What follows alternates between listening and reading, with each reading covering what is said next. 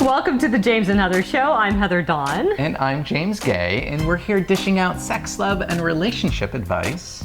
For all audiences, gay, straight, or anything in between, without all the sexual snobbery. And today we're talking about fetishes. Yay! So fetishes, such as a shoe fetish. Yeah. Or, can I see your navel? Well, some people like to sort of lick. They like a foot fetish. Right.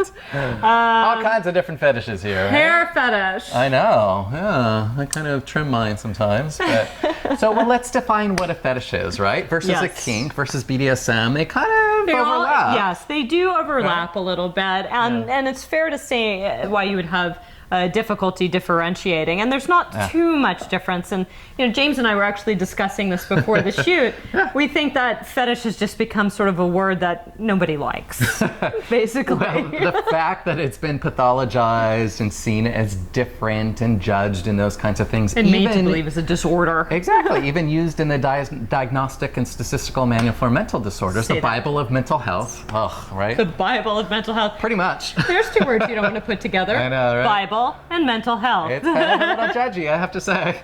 So basically the way we're defining fetish is that it's a particular physical object or experience that's kind of required in order to get off. Sexual arousal. Right? Yeah. So, and it can be like, again, I was sort of teasing, but it can be like, I just need to lick, touch, or be with your navel. There is a fetish or fetishism where you're obsessed with navels. It could be body parts, it could be objects. Tattoos, it could be piercings. BDSM falls underneath that category. Well, so let's differentiate, right? So the kink is really kind of more about, it's not a necessity in order to get off. It enhances. More of a lifestyle choice. More of a lifestyle choice, yeah. And there's different communities. There's kink communities, there's fetish communities, there's BDSM communities, and again, a lot of overlap. Yeah. And, so the question is, a lot of people wonder, I have a fetish, or there must be something wrong with me. No, there's not necessarily anything wrong with you. It doesn't necessarily mean that if your fetish has taken over your life, right? Like if suddenly you can't go to work because you have all you're doing is licking feet or whatever it happens to be. It's hard to imagine when it would take over your life, really. Well, but then you're not necessarily dealing with fetishism, then you're dealing with an underlying personality disorder. Right, or it could be like an obsessive compulsive thing, it could be an impulse control disorder, it could be lots of different things that is really not about the fetish, but more about what's underlying that behavioral sort of pattern. And then, of course, how you feel about your fetish really matters. And then if you're wanting to be with somebody and you guys don't have the same fetish idealism or fetish sexual compatibility, that's when it also becomes sort of brought to your attention. And so there's lots of different ways to handle or enjoy having a fetish or a kink or a BDSM. I use those words tentatively and interchangeably. Yes. Well, and just to describe BDSM again, BD part is bondage and discipline. DS part, exactly, is domination, submission. I'm going to give you a hickey. Right? Domination, submission, which sometimes is referred to top or bottom or that kind of power exchange. And then SM is sadomasochism. It's sadism and masochism. It's playing with pain. Joke. Did you say Satan? Let me finish my BDSM descriptor. Oh, Satan masochism. I'm just kidding. Some people think it is, but it's not. I'm just messing with you. Right. Messing with him, I'm messing with you. So is it healthy? The question gets asked a lot, right? Well, 30% of the male population are having fetishistic, blah, blah, blah, blah. Right, fetish. Yeah. Look, I'm already going to say I have speech issues when it comes to too many S's, H's, and C's that are clumped together. Put all together, hello. But 30% of men are having fetish fantasies. And then women, it's about 26%. Based on one study, but you know what? I believe it's probably more, and sometimes we don't even notice. Admit to that? Exactly. Sometimes we don't call ourselves you know, into sort of kink or BDSM or into a particular fetish, but it shows up in various different ways, right? It can even be sort of integrated into more vanilla type like, you know, relationships. And lots of different things are called fetish. I think, you know, when you look at fetish or kink, a lot of people seem to go to the extreme. You know, you have extreme like infantilism. Wow, I can't speak today. Thank you. I can't speak today. We're helping each other out today because these words are a little bit hard to pronounce. There's just too many S's, I's, and M's. It's not everyday language too, right? I mean, come on, let's be real. Anyway, you know, you tend to think of a fetish as like, oh man, you know, this person needs to be dressed in, you know, adult baby clothes and diapers and cribs, and they do have all that stuff. Sure. Or, you know, fed out of a bottle, those kinds of things. That can be a turn on for people, right? Bugs. There was one that we were reading about bugs, like people who want to be covered in bugs and they fantasize or fetishize about that. Yeah, to get their arousal. Some there are plushophiles, like people who need plush toys to you know, get off and have arousal. You know, I mean, and I just want to acknowledge like how fascinating are we as human beings that we have such diverse array of things that get us off, turn us on in various ways to even be in relationship and enjoy that too. Yes, You know, I've actually had a lot of clients that have been into kink and BDSM and different fetishes, people that were into blood sports, you know, sort of piercing and drawing blood in certain ways, that have been into golden showers, play with pee, scatting with poop, you know, all kinds of different ways of being by themselves or in relationship. Playing with poop? Scatting? Yeah, like pooping on someone or playing with poop. You know, I just posted an article to our Twitter account that there was these women that do, they design wedding dresses out of toilet paper. And I said, you know, finally there's something you can shit and piss in and wear at the same time. It's not a diaper. That would be a huge turn on for, you know, for that people segment like of the population. But these are all like extreme fetishes. I mean, but there are some smaller ones. And what makes them extreme? Because they're outside the bell curve, right? They're outside the bell curve. But, you know, things that we tend to be more used to saying is like, oh, I love when a woman has tattoos, or a man has piercings, or you know, someone who's really hairy, or someone who's not hairy, or you know, we were teasing about shoe and foot fetishes. Those are some of the most common. You know, so and clothing, different types of clothing, right? Texturally speaking, rubber's a real big one. Absolutely, it can also be underwear or jock straps, or what do you women wear? I don't know. I wear you mean thongs? There you go. I'm like, you're telling. Maybe I don't wear underwear. It's like, True I'm not. You women. You women.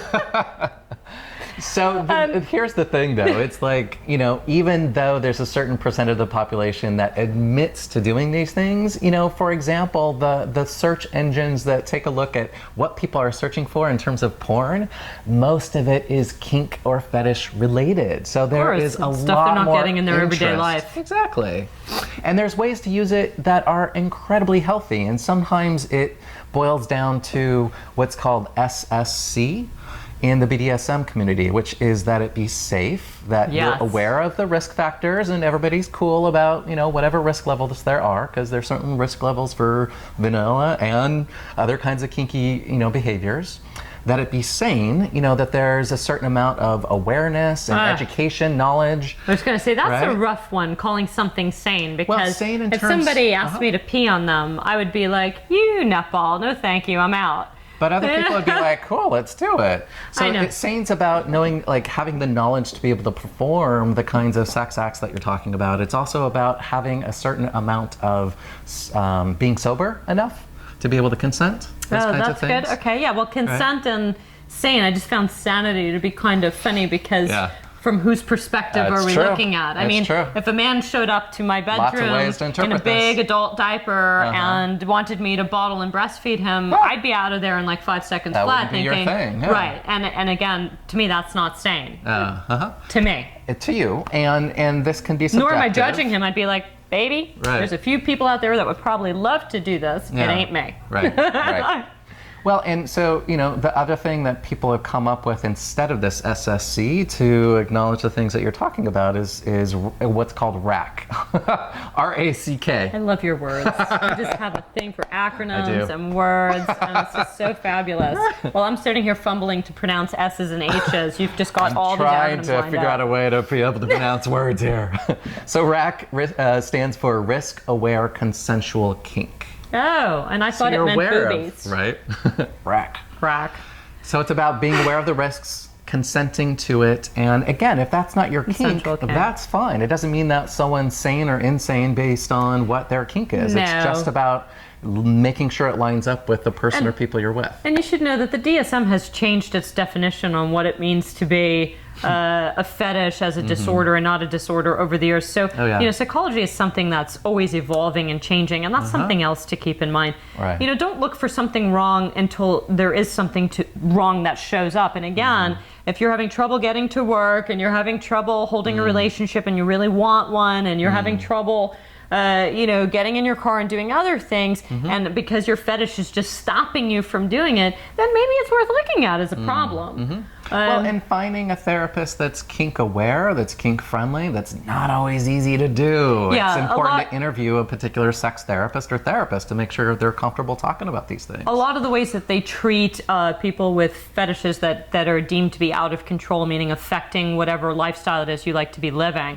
they give them SSRIs to sort of reduce their sexual attraction, because those are a lot of the side effects of the antidepressants that are SSRIs. Decreases the libido. Decreases the libido, then they're less likely to act out on the fetish if it's creating a problem. Right. There can also be other kinds of medication that's good for getting people out of the obsessive sort of patterns and things like that. Yeah. But again, cognitive behavioral therapists, but again, what James and I were saying, and probably some of the people we've had on the show, like Chris and David, sometimes it's just, and I tell my yoga students a lot, and I was talking about stories about this today, but not about this topic, which is just understanding what you are, and even more important is getting okay with that. Yeah. Like adult guys in baby diapers wanting to be bottle fed and breastfed, that's not my thing, and that's not what I want in my life. But if it's working for them and it's good, I can just as easily say no, thank you. Sure. Think you're a nutball, but I wish you the best and have the greatest life being that person. You just say it like it is, don't you? Yeah, I just don't want a part of it, but that's okay. It's not a judgment. It's just saying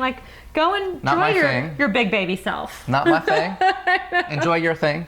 Not my kink. That's your kink. But it doesn't necessarily make it a disorder for that person. Sure, and it doesn't make them a nutball. No, that's just me being me. I mean, well, and so part of what we're talking about is, if there's particular religious beliefs that go against your particular kink or fetish, if there's sexual shame because we live in a very sex-obsessed and sex-negative culture, that can also create sort of an internal conflict between what we desire and our beliefs about that desire. So that can get in the way. So again, working with a kink-friendly and aware therapist can be one way to sort of work out some of that internal shame. Let's give an example. Let's do. So I brought my kinky plug, electrical cord, extension cord. And let's assume that I need these things to be sexually aroused, and you and I are dating, which may not happen in this lifetime, but maybe another one. Right. But let's assume aside you and I are dating. All right. And I said to you, I think you're gorgeous and beautiful, and I'm having so much fun with you. Would I do that? But for me, yeah, you would, definitely. But for me to get really aroused, if you could just put your hands together in that little prayer position I know you love so much. And if I could just take this great, cute little... Now, usually this is best plug you in. Get the consent before doing something like this. No, not when you're in my world. No, I'm just kidding. But yes, would you mind if I did stuff like this? Like I'm not tying you up right now, but that's what it would feel like, and it would make me so excited because I love this, and I love the feel of your skin, and I adore you, and it would just knock my socks off. My thing is, if it gets you off, it gets me off. Really? Yeah. All right, because it's not going to be as loose as this. I'm going to make it into knots. As long as I can get out, or I have a safe word. Oh, really? Yeah, okay. Banana? Banana. But that would be an example. He's not necessarily into, extension cord tie-ups. Well, how do you know? Well, because we were playing make-believe. Okay. And you needed to not be in it. All right. We were showing an example. We're doing role play now. You could do sexual role play too. So yeah, if your partner's not into, if you guys are not into the same kink, if you're not into the same fetish, there is a way to, you know, find a middle ground. Yeah. A lot of this comes down to, as James and I, you and I discussing this earlier, about sexual compatibility. And we've had episodes about sexual compatibility. Yeah. And it's the same thing in the fetish compatibility or kink compatibility. Well, and sometimes it's hard for people to actually talk about what they like and what they get off on. So, so again, it's about good communication and being with someone who's not going to yuck your yum, who's open to at least talking about it, right? Yeah. And then again, even if you don't act out the sexual fantasy, sometimes just talking about the sexual fantasy or fetish is in and of itself enough to get someone off sometimes. And if your partner won't enjoy you and your fantasy or your fetish, you need to consider a few things. One, which is how important is sexual compatibility to you in that relationship. If it's like really uber important, then this relationship may not be for you if your partner is not willing to join you in some of the things that turn you on and make you hot. And that's something to consider. It doesn't mean it's the make it or break it. Yeah, for you, if sexual compatibility and your fetishism needs being met. Or the other option is, you know, also saying, hey, I really have these needs and I'd like to be able to get these needs met. Would you mind if I did that with somebody else? Right. Well, and in particular, I've had plenty of couples that have come in where one's into BDSM and the other's not, and they get permission to play in play spaces and do BDSM, which doesn't necessarily involve even orgasm or penetration. So, you know, it's just about the erotica. Yeah, and it's about sometimes intimacy and connection and playing things out in a particular way that gets people off. So. Yeah. So, you know, just to sort of keep those things in mind, you know, if you're not getting your needs met, it's a larger issue. It's not just about being tied up or not, having piercings or not having piercings. If your needs are not being met, a discussion needs to happen, and then you have to decide how important that is to you before you continue to proceed. Yes. So that's about it. Yeah. That's all we have to say, unless you have some more stuff. I mean, we have a lot to say, but you should check our radio show out. Yeah, we're going to do a radio episode on this topic. You can listen to it via SoundCloud much more detail. as well. And our website is thejamesandheathershow.com. We're doing it all episode. Right. Thejamesandheathershow.com. You can watch our videos on YouTube and SoundCloud and all that good fun stuff. The blog she writes. You write blogs. Really good blogs. I'm getting lots of rewrites lately, though. I'm wondering if they're just delaying. I write for a new age magazine called Elephant Journal, and a lot of the blogs coincide with our shows. But again, everything has a different perspective, so you should check all of our different shows out, because there's always new information on each show and each blog. Right. Thanks for watching. Thank you.